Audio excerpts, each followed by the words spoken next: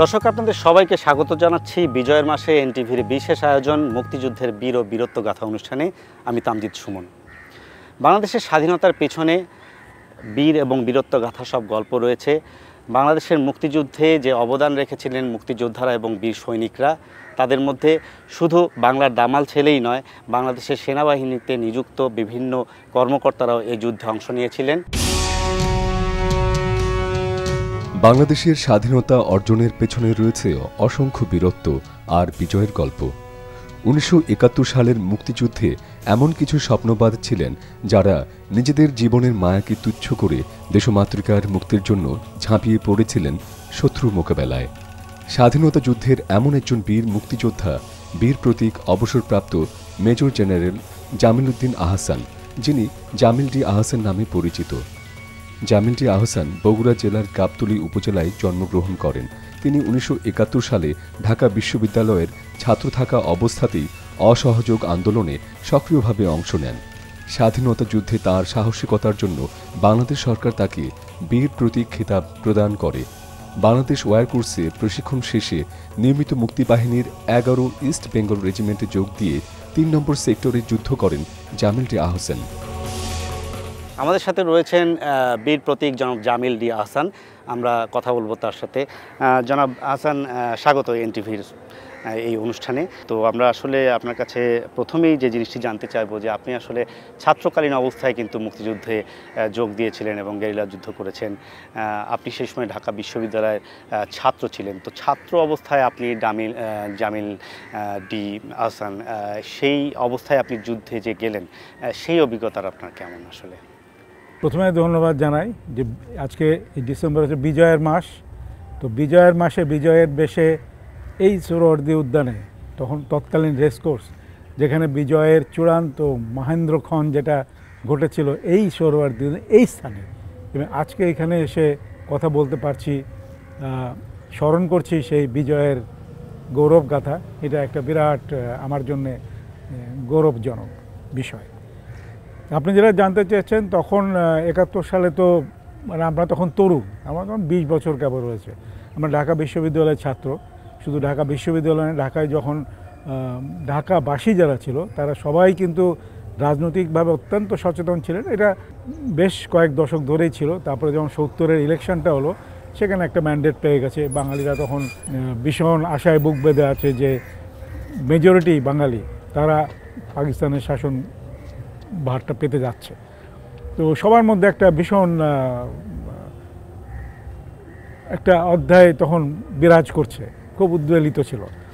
কিন্তু যখন সামরিক জান্তা পাকিস্তান ইসলামাবাদে বসে চক্রান্ত করে যাচ্ছে, তখন লোকের মধ্যে কিন্তু সচেতন ছিল বাঙালিরা, খুব একটা ক্ষোভের পরিচয় পাচ্ছেন। আর আমাদের অবিসংবাদিত নেতা বঙ্গবন্ধু শেখ মুজিবুর রহমান, উনি তখন এই রাজনৈতিক যে নেতৃত্বটা দিয়ে যাচ্ছিলেন, এবং উনার নেতৃত্বের উপর অগাধ বিশ্বাস ছিল বাংলার জনগণের, এবং উনি সেইভাবেই কিন্তু পরিচালিত করছিলেন। জনগণও সেইভাবে প্রস্তুত ছিল। কিন্তু আপনারা জানেন, এগুলি যদিও বহুবার আলোচিত হয়েছে। 1 মার্চে যখন ইয়াহিয়া খান পার্লামেন্ট বসার কথা ছিল এই ঢাকাতে, এটা যখন বাতিল করে দিল, তো জনগণ তো এটা নিয়ে সবসময় সচেতন ছিল, এবং রাজনৈতিক নেতৃত্ব যখন এটাকে গ্রহণ করলো না, জনগণও তাদের সাথে একসাথে হয়ে এটার ভীষণ প্রতিবাদে ফেটে পড়লো। ক্রমান্বয়ে কিন্তু একটা পিকের দিকে যাচ্ছিল, এবং এর নেতৃত্বে ছিলেন বঙ্গবন্ধু শেখ মুজিবুর রহমান, এবং বাংলাদেশ যে ছাত্র নেতৃত্ব যারা ছিল তারাও কিন্তু এখানে একটা সক্রিয় ভূমিকা পালন করেছে। এবং ছাত্ররা স্বাভাবিকভাবে তখনকার দিনে ছাত্রদেরকে একটা সব জায়গাতেই একটা আলাদা স্থানে জনগণ স্থাপন করত, এবং তার একটা নেতৃত্ব দিয়ে আসছে। স্যার, ছাত্র অবস্থায় আপনি এই যুদ্ধে গেলেন, যে সাহসিকতা দেখালেন, এটি আমরা জানি। ওই সময়টা আমাদেরকে একটু ফিরিয়ে নিয়ে যায়। আমি বলি, মানে মার্চের থেকে যেহেতু এটা ক্রমান্বয়ে সংগঠিত হতে থাকলো, এবং 25শে মার্চ এই আমাদের যে প্রতিবাদ এবং আমাদের যে সংগঠিত হওয়া, এইটার উপরে একটা মানে ঘি ঢেলে দিল বলা চলে। এবং যে গণহত্যাটা তারা 25শে মার্চে শুরু করেছে, এটা সর্বজন বিদিত সারা বিশ্বে, যেটা একটা চরম একটা নৃশংস গণহত্যা ছিল। এবং সেই সময় জনগণ বাঙালি বুঝতে পারলো যে এভাবে আর প্রতিরোধ না করে, প্রতিশোধ না নিয়ে, আর নিজেদেরকে একটা স্বাধীন দেশের নাগরিক হিসেবে সম্ভব না টিকে থাকা। এবং আমরা কিন্তু রাজনৈতিকভাবেই কিন্তু আমাদের জনগণ, ইস্ট পাকিস্তানের জনগণ, পূর্ব পাকিস্তানের জনগণ কিন্তু সংগঠিত হচ্ছিল, কিন্তু যখন তার অস্ত্রের ভাষায় কথা বলতে গেল এবং সারা বাংলাদেশে তখন কিন্তু আঞ্চলিক ভিত্তিতে বিভিন্ন যে প্রতিরোধ গড়ে উঠলো, রাজনৈতিক নেতৃত্ব, তরুণ যুবা এবং যেখানে সশস্ত্র বাহিনী ছিল, মানে আর্মি, পুলিশ, আনসার, ইপিআর, তারা তো একটা শক্তি। এবং এখানে তো শক্তি, রাজনৈতিক শক্তি ব্যবহার হয়নি, হয়েছে কিন্তু অস্ত্রের শক্তি, এবং যেখানে যেখানে সম্ভব হয়েছে তারা প্রতিরোধ গড়ে তুলেছে। পাকিস্তানি যে সেনাবাহিনী তারা ছিল, তাদেরকে আপনারা অ্যাটাক করার বিষয়টা ছিল, তা আপনি যুদ্ধকালীন সময়ে সবচেয়ে দুর্ধর্ষ যে ঘটনাটির সম্মুখীন হচ্ছেন বা যুদ্ধ করেছেন, সেটি আমাদেরকে একটু শেয়ার করবেন কি? ততদিনে তো মুক্তিযুদ্ধ অনেকটা সুসংগঠিত হয়ে গেছে। মুক্তিযুদ্ধ কিন্তু জাস্ট ওই একটা গেরিলা যুদ্ধই খালি ছিল না, এটা কিন্তু একটা অত্যন্ত সুসংগঠিত একটা স্বাধীনতা যুদ্ধ বা সংগ্রাম চলছিল। প্রথম দিকে ধাক্কাটা আসছে মার্চ এপ্রিলে। আমরা তো এভাবে তৈরি ছিলাম না যেরকমভাবে একটা নৃশংস গণহত্যা হবে, কিন্তু তারপরে কিন্তু সুসংগঠিত নেতৃত্ব হয়ে গেল, মুক্তি বাহিনী সংগঠিত হলো, মুক্তিযুদ্ধের বাহিনীটা, মুক্তি বাহিনী, এটা কিন্তু সুসংগঠিত করা হলো রণক্ষেত্রে। আর ওদিকে রাজনৈতিক এবং নেতৃত্বের সর্বোচ্চ নেতৃত্বে কিন্তু প্রবাসী বাংলাদেশ সরকার একটা দৃঢ়ভাবে তাদের নেতৃত্ব প্রদান করছিলেন। সুস্পষ্ট নীতিমালা করে দেওয়া হয়েছিল, সেক্টরগুলি কিভাবে তাদের যুদ্ধ পরিচালনা করবে, নেতৃত্ব কিভাবে দিবে, কিভাবে স্তরে স্তরে নেতৃত্ব যাবে একদম তৃণমূল লেভেলে। সবচেয়ে বড় কথা লজিস্টিক, যে সম্পদ, এগুলির যে একটা ব্যবস্থাপনা, এটা কিন্তু তখন প্রাচুর্য ছিল না আমাদের, কিন্তু এর মধ্যেই কিন্তু এই সীমিত প্রাচুর্য নিয়েই কিন্তু আমরা যুদ্ধ করেছি। অনেক সময় তো তাদের অস্ত্র রিকভার করে আপনাদের সেটা হয়েছে, খাবার দাবার, থাকা, ওষুধ, চিকিৎসা, এগুলি সব কিছু দরকার। কিন্তু ইউনিক যে জিনিসটা ছিল, এত সীমাবদ্ধতার মধ্যে আমরা কিন্তু কখনো প্রশ্ন করিনি যে আমাদের এটা নাই, ওটা নাই, এটা নাই, কিন্তু আমাদের উদ্দেশ্য একটাই, যুদ্ধ। আমি যেটা বলছি সবার মানসিক এরকমই ছিল যে যুদ্ধ এবং যুদ্ধ জয় করতে হবে। স্যার, এমন কোনো স্মৃতি মনে পড়ে কি যেই যুদ্ধকালীন সময় আপনারা যুদ্ধের সম্মুখীন হয়েছে, যে দুর্ধর্ষতা বা যেই জিনিসটাকে আপনার মনে হয়েছে যে খুবই কঠিন অবস্থায় এটা আমাদের পাড়ি দিতে হবে, সেই স্মৃতি কোনো কিছু মনে পড়ছে কিনা? আমার এলাকায় যেটা হয়েছে, প্রথম দিকে তো আমি গেরিলা যোদ্ধা হিসেবে গেছি। আপনারা সবাই জানেন, আমি বলি মুক্তিযুদ্ধের তীর্থস্থান হচ্ছে মেলাঘর। নাম্বার 2 সেক্টরের যে ত্রিপুরায় মেলাঘরে, যেখানে মেজর খালেদ মোশাররফ ছিলেন, মেজর হায়দার ছিলেন, এরা দেবতাতুল্য কিন্তু তাদের কাছে ছিল। এবং ওনারা এত সুন্দরভাবে সংগঠিত করেছিল আমাদেরকে, আমাদের প্রশিক্ষিত করেছিল, এবং তাদের নেতৃত্বে কিন্তু এই রাজধানী ঢাকা এবং এই গুরুত্বপূর্ণ এলাকা ঢাকা, চট্টগ্রাম, যোগাযোগ ব্যবস্থা, এগুলি সবগুলি কিন্তু নিয়ন্ত্রণে ছিল। তো সেখানে প্রথমে গেরিলা যুদ্ধই হয়েছে এবং গেরিলা যুদ্ধ শেষ পর্যন্তই চলেছে। কিন্তু তখন যখন যুদ্ধটা প্রলম্বিত হতে থাকলো, তখন কিন্তু বাংলাদেশ সরকার সিদ্ধান্ত নিল যে না, খালি গেরিলা যুদ্ধ করলে হবে না, এগুলো ছোট ছোট যুদ্ধ হয়, রেগুলার ফোর্স দরকার, নিয়মিত বাহিনী। তো আগের থেকেই তো আমাদের নিয়মিত বাহিনী, ইস্ট বেঙ্গল রেজিমেন্ট ছিল, ইপিআর ছিল, পুলিশ ছিল, এটা তো ট্রেন্ড ইউনিফর্ম একটা যোদ্ধা দল ছিল। তাদেরকে এই নিউক্লিয়াস করে তখন বিভিন্ন এই রেগুলার ফোর্স গঠন করা শুরু হলো এপ্রিল, মে, জুন, জুলাই থেকে। আর গেরিলা যুদ্ধ সারা বাংলাদেশে ছড়িয়ে পড়লো। আমাদের রণনীতিটা ছিল যে পাকিস্তান তো বড় একটা বাহিনী ছিল, সুসংগঠিত, কিন্তু আমাদের কথা হচ্ছে আমাদের জনসংখ্যা ছিল যথেষ্ট, আর নিবেদিত প্রাণ, দেশপ্রেমে উদ্বুদ্ধ। আমরা দুইভাবে যুদ্ধ করবো, একটা হচ্ছে গেরিলা যুদ্ধ সারা বাংলাদেশে ছড়িয়ে পড়বে, এবং ছড়িয়ে পড়লে হবে কি, এই পাকিস্তানি বাহিনী ওই ছোট ছোট দলে ওই গেরিলাদের সাথে কন্ট্রোল করার জন্য বিভিন্ন জায়গায় ছড়িয়ে যাবে। তাতে হবে কি, ওদের কোনো এক জায়গায় বড় শক্তি হবে না। সেটা ছিল আমাদের পরিকল্পনা। এবং যে কেন্দ্রীভূত শক্তিটাকে আমরা ছড়িয়ে দিয়ে বাধ্য করলাম, এবং তাতে হলো কি, টার্গেটগুলি ছোট হয়ে গেল, আমাদের জন্য একটা আক্রমণ করার সুবিধা হলো। আর বড় বড় আক্রমণগুলি এই নিয়মিত বাহিনীগুলি করলো। এই নিয়মিত বাহিনী আপনারা জানেন যে 3টা ব্রিগেড বলে, একটা ব্রিগেডে 3টা ব্যাটালিয়ন থাকে, পদাতিক বাহিনী।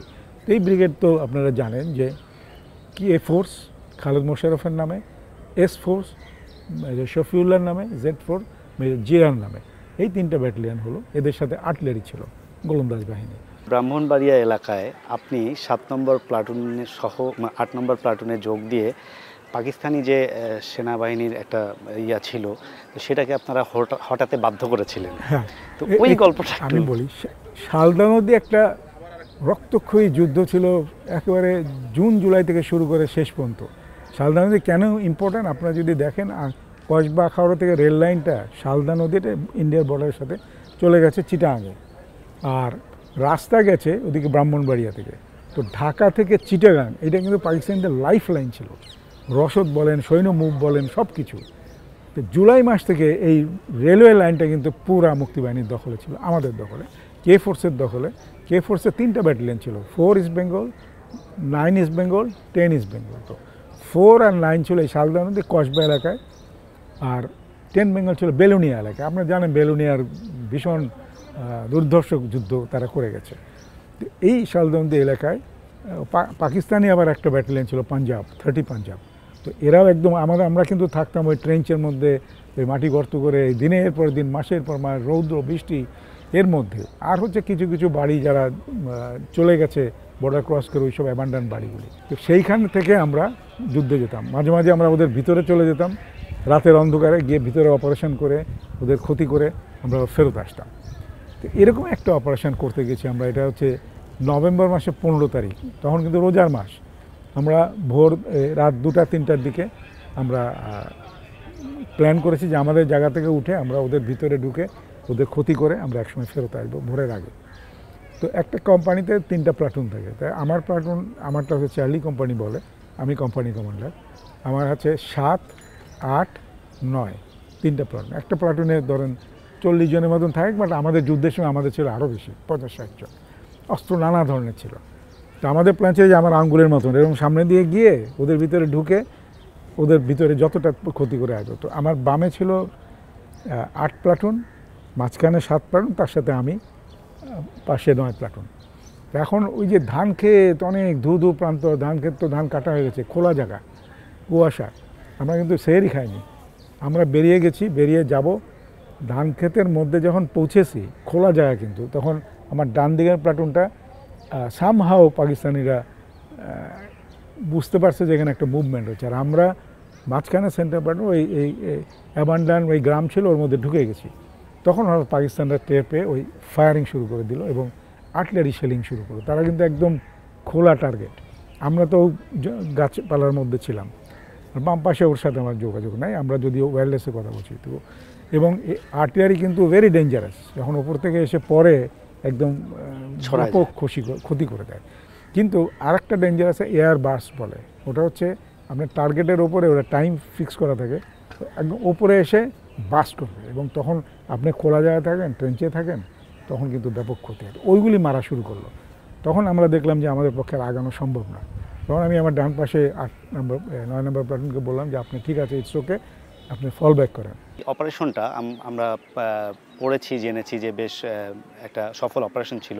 পাকিস্তানিদেরকে আপনারা পিছু হটাতে বাধ্য করেছিলেন, তো একটু যদি বলতেন। যেটা আমি বলছিলাম, আমরা যখন একটা প্রবল আর্টিলারি ফায়ারের মধ্যে পড়ে গিয়েছিলাম, তখন আমরা পিছে চলে আসলাম।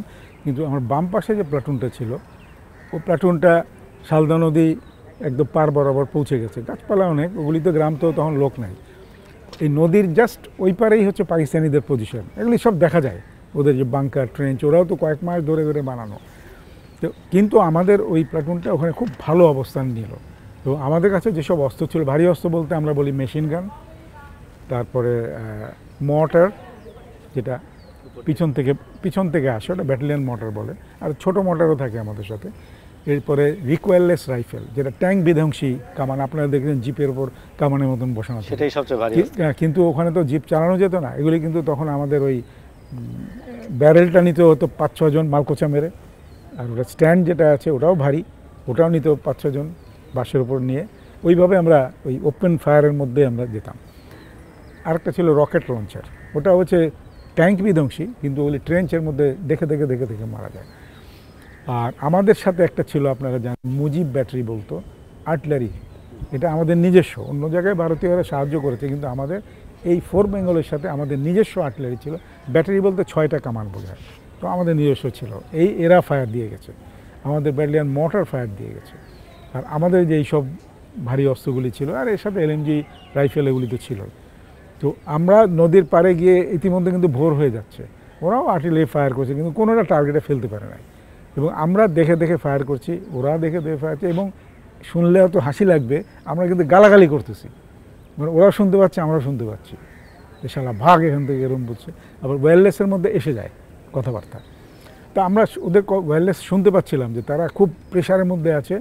এবং আমার বাম দিকে যে কোম্পানি ছিল ওটা আলফা কোম্পানি বলে, ওটা আবার আমার আপন খালাতো ভাই, আমারই কোর্সমেট, ও ছিল ওই কোম্পানি কমান্ডার। তো আমরা যখন ওদের প্রেস করছি, ও তখন বাম দিক থেকে ওইখানে একটু পাহাড়ের মতন ওইটা নেমে এসে স্টেশনের উপরে আসতে লাগলো। স্টেশনটা রেলওয়ের উপরেই, একটা ব্রিজ আছে শালদা নদী, এবং ওদেরও একটা ভারী মেশিন গান ওটার মধ্যে বসে না, সবসময় আমাদের উপর ফায়ার করতো। তো ওই দিক থেকে প্রেশার দিল, আমরা নদীর উপর থেকে প্রেশার দিতে লাগলাম। একটা সময় তাদের পক্ষে টিকে থাকা মুশকিল হলো, এবং আমরা ওয়েলেসে শুনছি ওরা বারবার করে এয়ার অ্যাটাক চাচ্ছে, কিন্তু শেষ পর্যন্ত আসে নাই।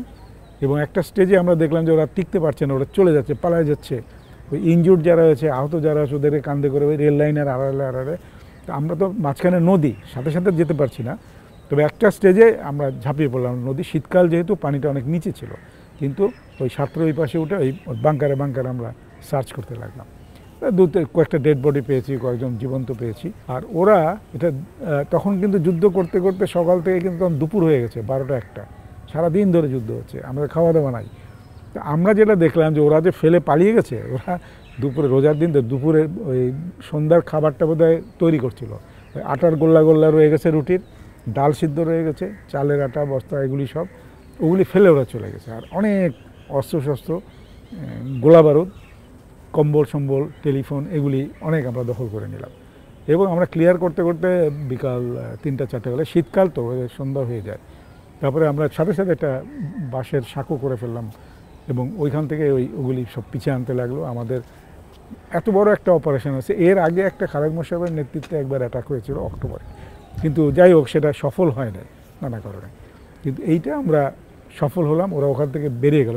পুরা 30 পাঞ্জাব যে একটা ব্যাটালিয়ন পুরা ওঠে নাই, কিন্তু এই দিকের যে অংশটা গুরুত্বপূর্ণ এটা কিন্তু তারা ছেড়ে দিয়ে চিন্তা করেছেন যে পরাস্ত করব প্রতিপক্ষকে, কিন্তু এমন কোনো সিচুয়েশন কি আসেনি বা এমন কোনো অবস্থার পড়েননি যেখানে মনে হচ্ছে যে না, এই জায়গাটা থেকে ফিরে আসা খুব কঠিন হবে, এবং সেই জায়গা থেকে আবার উতরেও এসেছেন? যদি আমার বাম দিকের প্লাটুনটা অবস্থান সুবিধাজনক না হতো, আর আমরা যদি আরও ইন্টেন্সিভ আর্টিলারি ফায়ার আমাদের উপর হামলা করতো, আমরা কিন্তু হাতাহাতি যুদ্ধ হয়ে যেত। তো ঠিক আছে, আমরা ওই দিন উইথড্র করে আসছি। আমাদের অনেকটা প্রোগ্রাম, ওই স্কুলের যেরকম রুটিন হয়, ওরা আমাদের রুটিন করছে, আজকে এখানে অ্যাটাক হবে, আজকে ওখানে যাব, এখানে করব। তো ওই দিন ফেরত আসছি, কিন্তু আমরা যে এরকম একটা বিজয় অর্জন করব, এটা তো দিনের শুরুতে আমাদের কাছে ছিল। আমরা তো রোজার মধ্যে আমরা সেরিও খেয়ে যাইনি, এবং এই যুদ্ধ চলতে লাগলো, বিকাল হয়ে গেল। আপনি বললেন যে কখনো ছোট কুঁড়ে ঘরে থাকতে হয়েছে, কখনো বাংকারে থাকতে হয়েছে। সেই সময়টায় যে কঠিন সময় পার করেছেন, সেই সময় তো আপনার আপনজন, আত্মীয় স্বজনের একটা সাপোর্ট দরকার ছিল। না, আপনজন কিন্তু তখন প্রত্যেক বাঙালি আর এক বাঙালির আপনজন ছিল। এই যে গ্রামের লোকজন, কখনো মনে করি না এই যে আমরা অন্য কোনো জায়গায় আছি, বিজাতীয় কোনো জায়গায়, এবং আমাদের মধ্যেই আমরা আছি। এই জনগণ, এই গ্রামের লোকজনই আমাদের সাহায্য দিয়ে গেছে, এবং আমরা ফিল করি নাই মানে আত্মীয় স্বজনদের চিন্তা করব তা না। আর একটাই চিন্তা ছিল, আমরা যুদ্ধ জয় করব, যুদ্ধে। আপনারা একের পর এক জয় করছেন, আমাদের শত্রু বাহিনী পাকিস্তানিরা চলে যাচ্ছে দেশ থেকে, বিজয় ছিনিয়ে আনছেন। যখন বিজয় হতে শুরু হলো, এক একটা জায়গা যখন ঘোষণা হচ্ছে বিজয়, সেই সময়ের অনুভূতিটা যদি একটু বলেন। প্রতিদিন সন্ধ্যায় আমরা ট্রানজিস্টারে শুনতাম, সেখানে সারা বাংলাদেশের মুক্তিবাহিনীর জয়, বিজয় বা পরাজয় এগুলো আমরা শুনতাম, এবং শুনে খুব উদ্বুদ্ধ হতাম। তো শেষের দিকে আপনারা জানেন যে যেখানে মিত্রবাহিনী, এই ভারতীয়রা এসে জয়েন করলো, ওদিকে ওয়েস্ট পাকিস্তান, এদিকে আমাদের সাথে, ওটাকে আমরা বলি ফাইনাল অফেন্সিভ বা চূড়ান্ত যুদ্ধ। তো শালদানে যেহেতু আমরা অলরেডি দখল করে ফেলেছি, অনেকটা সুবিধাজনক অবস্থান। পাকিস্তান কিন্তু তখন ওই প্রেশারের মধ্যে, চাপের মধ্যে, ওদের মেন ফোর্সটা ছিল আশুগঞ্জ, ভৈরব, ব্রাহ্মণবাড়িয়া, আর ওদের অংশ ছিল আমাদের এদিকে। ওরা কিন্তু আসলে পিছনে ছড়ে যেতে শুরু করলো, আর আমরা প্রেশার দিতে দিতে আগাতে থাকলাম। ঠিক 4:30টার দিকে, তখন তো শীতকাল, দিন ছোট, ওই গ্রামের মধ্যে তো লোকজন নাই, ধুধু প্রান্তর।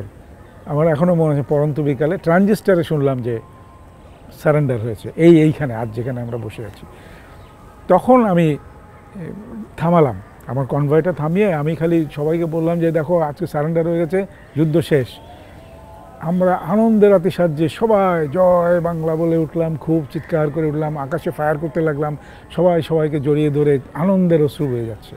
গ্রামের লোকরা হঠাৎ ঘাবড়ে গেছে এত গোলাগুলি। তারপরে ওরা বুঝতে পারলো, তখন ওরা সবাই দৌড়ে আসতে লাগলো, এসে আমাদের কোলাকুলি।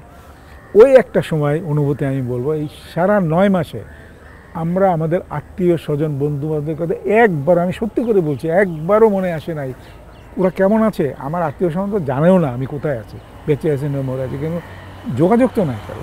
হ্যাঁ, কারাও হয়তো কেউ কেউ ভিতরে অপারেশন করতে গিয়ে হয়তো বলছে হ্যাঁ অমুককে দেখেছি, আমি কিন্তু কোনো দিন না। আর একটা দিন মনে হয়েছে যেদিন ঈদের দিন ছিল, 20শে নভেম্বর, ওই দিন একবার দুপুরে আত্মীয় স্বজনের কথা মনে হয়েছে কেমন বা আছে তারা, এটুকু। আর ওইখানে তখন ওই সময় মনে হলো যে আমার আত্মীয় স্বজনরা কেমন আছে, বা যারা আমাদের সাথে শহীদ হয়েছে তাদের কথা মনে হলো, ভিতরে যারা বন্ধু বান্ধব আছে তাদের কথা। এই একটা সময়, কিন্তু তখন একটা বুক বাঁধা বা বুক ফাটা একটা উদ্বেলিত অবস্থায় তখন আমরা সবাই। স্যার, আপনি যখন যুদ্ধে গিয়েছেন তখন একেবারেই তরুণ, ছাত্র অবস্থায় গিয়েছেন। আপনি তখন একটা স্বপ্ন নিয়ে গিয়েছেন যে দেশ স্বাধীন করতে হবে, বিজয় লাভ করতে হবে। তো এই বিজয় লাভের পর স্বাধীন বাংলাদেশে যেই স্বপ্ন নিয়ে যুদ্ধ করেছিলেন, সেই স্বপ্ন আসলে কতটা পূরণ হলো? আর ব্যক্তিগতভাবে বা আপনি যেভাবে বলেন, কোনো আক্ষেপ কি কাজ করে স্যার? আমাদের তখন যে উদ্দেশ্য নিয়ে আমরা যুদ্ধ করেছি, আমরা তো বুঝতে পারছিলাম যে পাকিস্তানের কাঠামোর মধ্যে আমরা একটা সেকেন্ড ক্লাস সিটিজেন, এবং আমাদের অপার সম্ভাবনা ছিল। আমরা যে বুঝতাম যে আমাদের সুযোগ পেলে আমরা আরও ভালো করতে পারি, আমাদের নিজেদেরকেই উন্নত করতে পারি। আর পাকিস্তান যেহেতু একটা ঘৃণ্য একটা ধ্বংসযজ্ঞ চলে, তখন তার কোনো চয়েস ছিল না আমাদের নিজেদের ভাগ্য নিজেদের হাতে তোলার জন্য।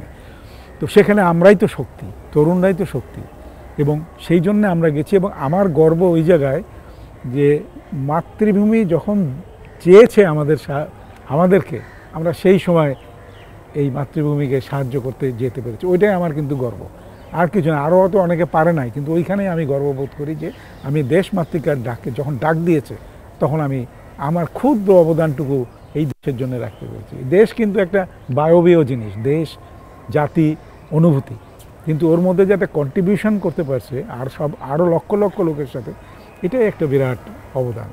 এবং তারুণ্যই তো সে সবচেয়ে বেস্ট টাইম একটা লোকের, সবচেয়ে বেশি অবদান রাখা, কষ্ট বা যুদ্ধ করা বা নেতৃত্ব দেওয়া, সেইটা করা গেছে। এবং আমি না, আমার মতন অনেকে বিভিন্ন স্তরে করে গেছে এটা। স্যার, একজন মুক্তিযোদ্ধা হিসেবে আপনার কাছে কি মনে হয়, সঠিক মুক্তিযোদ্ধা তুলে ধরার যে বিষয়টি কখনো কখনো এক ভাগ হয়ে যায়, এক পক্ষ বলে এটি সঠিক নয়, এই সঠিক মুক্তিযুদ্ধের ইতিহাস তুলে ধরতে আসলে কি করা উচিত এখন? এটা দুঃখজনক যে একটু বিভাজন হয়ে গেছে। এখন আমাদের সব কিছুর মধ্যে রাজনৈতিক দৃষ্টিকোণটা এত বেশি কাজ করে, এবং অনেকটা একটু দুই পক্ষে চলে যায়, যে কারণে এত বড় একটা গৌরবোজ্জ্বল অধ্যায় মুক্তিযুদ্ধ। আপনি যদি ইতিহাস দেখেন, মানব জাতির খুব কম জাতির ভাগ্যে এসেছে এরকম একটা রক্তক্ষয়ী যুদ্ধের মাধ্যমে জনগণের স্বতঃস্ফূর্ত অংশগ্রহণে তাদের নিজের স্বাধিকারটা অর্জন করতে পেরেছে। এটা তো একটা গর্বের বিষয়, এটাই উচিত ছিল আমাদের প্রাণশক্তি হিসাবে ব্যবহার করা, কিন্তু এটাকে ভিন্ন মাত্রায় বিভিন্নভাবে ব্যবহার করা হয়েছে। এবং যে কারণে ইতিহাস লিখতে গিয়ে অনেক ক্ষেত্রে পরিষ্কারভাবে নির্মোহভাবে ইতিহাসটা অনেক সময় আসে নাই, কারো দৃষ্টির সীমাবদ্ধতার কারণে, কারণ দলীয় সীমাবদ্ধতার কারণে, কারো হয়তো সুযোগ হয়নি পুরা মাত্রায় দেখা। তো সেই কারণে হয়তো ইতিহাস অনেক ক্ষেত্রে আটকে গেছে, কিন্তু না, এটা থাকবে। মুক্তিযুদ্ধর ইতিহাস যেমন আপনি বলছেন যে বিভাজন হয়েছে, দুটি পক্ষ এক একভাবে অনেকে সমালোচনা করে, মুক্তিযুদ্ধের সঠিক ইতিহাস উঠে আসছে না। তো আসলে আপনারা আপনাদের অভিজ্ঞতার মাধ্যমে, আপনারা যে যুদ্ধে সরাসরি অংশগ্রহণ করেছেন, আপনাদের এই অভিজ্ঞতার মাধ্যমে আসলে নতুন প্রজন্মের জন্য আপনি যদি কিছু বলেন। আসলে আমি এইটার উপর খুব গুরুত্ব দেই। আমরা যারা এখনও বেঁচে আছি বা আমাদের সমসাময়িক যারা শুনে আসছেন, দেখে আসছেন, এখনও বেঁচে, তারা হয়তো তাদের সাথে এই আলোচনা করে, তাদেরকে জানায়। বাট আমি মনে করি এখনকার প্রজন্ম আমাদের যে প্রজন্ম ছিল তার থেকে অনেক ক্ষেত্রে অগ্রগামী। চিন্তা চেতনা, সুযোগ সুবিধা, ধরেন লেখাপড়া বা অন্যান্য যে আনুষঙ্গিক সাপোর্ট যেগুলি আছে, ধরেন এই মিডিয়া, এটা বিরাট সাপোর্ট। এই আইটি সেক্টর, আমি তো ঘরে বসে আপনি জানতে পারছেন, আমিও এখন অনেক কিছু জানছি। তো তরুণ প্রজন্মের মধ্যে আমি দেখেছি তাদের মধ্যে একটা স্পৃহা আছে, নেতৃত্ব যদি ঠিক মতো থাকে, অনেকে ভালো নেতৃত্ব আছে, অনলি ঠিক আছে সঠিক ডাইরেকশনে নিয়ে যাওয়া আছে, অনেকে করছেন। সাংস্কৃতিক সাইডে আপনার এই যে মিডিয়াতে যাচ্ছে, লেখালেখি হচ্ছে, তো এইগুলি যত বেশি ব্যবহার করা হবে তত বেশি উদ্বুদ্ধ হবে লোকজন। এবং তরুণ প্রজন্ম, আমি বলছি, তারা এখন জ্ঞান, গরিমা, বৃদ্ধি, সাহসিকতায় অনেক এগিয়ে আছে আমাদের থেকে। তো এখনকার তো আর যুদ্ধ না, অস্ত্র নিয়ে যুদ্ধ না, এখনকার যুদ্ধ হচ্ছে সারা দুনিয়াতে যে এগিয়ে যাচ্ছে তাদের সাথে কম্পিট করতে হবে। এবং আপনারা জানেন, কম্পিট করে অর্থনীতি, জ্ঞান বৃদ্ধি, বিভিন্ন বৈজ্ঞানিক উদ্ভাবন, এগুলি আমাদের কৃষিক্ষেত্রে ভীষণ মাত্রায় কিন্তু আমরা সফল হয়েছি। এগুলি এক ধরনের যুদ্ধ। এবং এদেরকে, এই যে এখনকার প্রজন্ম তাদের জ্ঞান গরিমা দিয়ে যে এগিয়ে নিয়ে যাবে, এটাই কিন্তু আর একটা মুক্তিযুদ্ধ। যে আমাদের চেতনা, যেখানে যে স্বপ্ন ছিল, এই স্বপ্নটা এগিয়ে নিয়ে যাওয়াটাই হবে আমাদের সাফল্য। অনেক ক্ষেত্রে আমরা আগিয়েছি, অনেক ক্ষেত্রে দুঃখজনক হলে পিছিয়েছি। নীতি নৈতিকতা অনেক ক্ষেত্রে কিন্তু আমাদের অবক্ষয় হয়েছে। কিন্তু এর মধ্যেও সুযোগ আছে, এখনও সুযোগ আছে। আমাদের যে অর্জনগুলি আছে, অর্জনগুলি ধরে রাখতে হবে, এই অর্জনকে আগিয়ে নিয়ে যেতে হবে। এবং তরুণ প্রজন্মের অনেক সুযোগ, এখন অনেক ওয়াইড হরাইজন হয়ে গেছে, তারা কিন্তু এগিয়ে নিয়ে যেতে পারে। এইটাই দেশের অর্জন হবে এবং আমাদের স্বপ্ন পূরণ ওখানেই হবে, যে আমাদের আরও দেশটা আরও এগিয়ে যাবে। স্যার, অনেকটা সময় ধরে আপনার কাছে মুক্তিযুদ্ধের ইতিহাসের গল্প শুনলাম, আপনি রণাঙ্গনে সরাসরি যুদ্ধ করেছেন, সেই গল্পগুলিও শুনলাম, অনেক চাঞ্চল্যকর তথ্য আমরা পেলাম। এবং মুক্তিযুদ্ধের যে সঠিক ইতিহাস, সেই ইতিহাস আপনি যে তুলে ধরলেন, এই ইতিহাসের মাধ্যমে আমাদের যে নতুন প্রজন্ম তারা অনেক উপকৃত হবে, সঠিক ইতিহাস জানতে পারবে। আপনার বক্তব্যের মাধ্যমে মুক্তিযুদ্ধ চলাকালীন সময়ে মাঠে বিভিন্ন যে গল্প, যে ডালপালাগুলো আমাদের এনটিভির মাধ্যমে আপনি ছড়িয়ে দিলেন, এটির মাধ্যমে তরুণ প্রজন্ম নিশ্চয়ই অনেক উপকৃত হবে। এবং আপনি এতক্ষণ আমাদেরকে সময় দিলেন, এটির জন্য আপনাকে অসংখ্য ধন্যবাদ। আমার তরুণ প্রজন্মের প্রতি এইটাই আহ্বান, আমাদের কিন্তু একটা গৌরবোজ্জ্বল অধ্যায় আছে, গৌরবোজ্জ্বল ইতিহাস আছে, আমরা একটা গৌরবোজ্জ্বল জাতি। আমাদের অর্জন আছে, সব কিছুতেই নেগেটিভ না, আমাদের অনেক অর্জন আছে, এইটাকে আগিয়ে নিয়ে যেতে হবে। এবং এই যেটুকু অবদান আমরা রাখতে পেরেছি, এটা যদি আপনারা এগিয়ে নিয়ে যান, এটাই আমাদের সবচেয়ে বড় শান্তি হবে, যে আমাদের স্বপ্নের পূরণ হতে চলছে। আমাদের জাতির একটা ক্ষুদ্র অংশ হিসাবে আমরা যে অবদান রেখেছি, সেটা যদি আমাদের জাতিকে উদ্বুদ্ধ করতে পারে, ওখানেই আমাদের শান্তি। এবং আজকে এই বিজয়ের মাসে, আমি আগেই বলেছি, বিজয়ের যে মাহেন্দ্রক্ষণটা ছিল, সারেন্ডার, এই জায়গায় এখানে বসে এই গৌরবোজ্জ্বল ইতিহাসটা তুলে ধরতে পেরেছি। আপনারা যে সুযোগ দিয়েছেন, আর কয়দিন বেঁচে আছি, তো এটার জন্য আমি অনেক ধন্যবাদ জানাই এনটিভিকে। এবং আপনারা এই অধ্যায়, বীরত্বগাথা, এগুলি টেনে নিয়ে যাবেন, জাতি যাতে আরও উচ্চে ওঠে। দর্শক, এতক্ষণ দেখছিলেন এনটিভির এই বিশেষ আয়োজন, এবং এই আয়োজনের মাধ্যমে আমরা চেষ্টা করেছি নতুন প্রজন্মকে মুক্তিযুদ্ধের ইতিহাস এবং ঐতিহ্য তুলে ধরে সঠিক তথ্যটি দেওয়ার। এবং আমাদের অতিথি এখানে এসে মুক্তিযুদ্ধের রণাঙ্গনে যুদ্ধের যে অভিজ্ঞতা এখানে সবার মাঝে শেয়ার করেছেন, সেটি নতুন প্রজন্মকে অনেকাংশেই সঠিক ইতিহাস জানতে সাহায্য করবে। এই অনুষ্ঠানের মাধ্যমে আমরা আবারও আগামীতে অন্য পর্বে আরও নতুন নতুন ইতিহাস তুলে ধরার চেষ্টা করব। সে পর্যন্ত সবাইকে ধন্যবাদ জানিয়ে বিদায় নিচ্ছি।